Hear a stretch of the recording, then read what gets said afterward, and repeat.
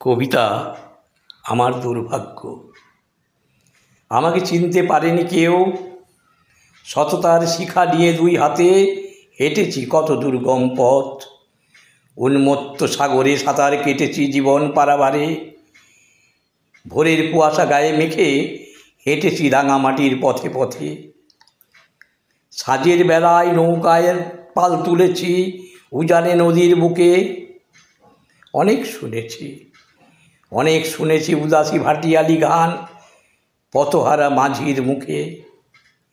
মাদলের তালে রাত কাটিয়েছি শালমহুয়ার জঙ্গলে। আমাকে চিনতে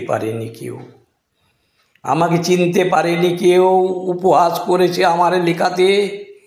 ও কি জানে লিখবে দেওয়ালে। পেটে খিদের জ্বালা তবুও লিখতে থাকি দু চোখে যত ছবি দেখি। পেটে খিদের জ্বালা তবুও লিখতে থাকি দু চোখে যত ছবি দেখি। শব্দের নানা রং, লাল নীল সাদা অনেক রকম, সাজিয়ে শব্দ থলিতে ভরে ফেলি। আমি অনাহুত, আমি আগন্তুক, আমি মহাপ্রলয়, ঝড় বন্যা মহামারী। আবার কখনো পল্লী দিঘির শান্ত কালো জল।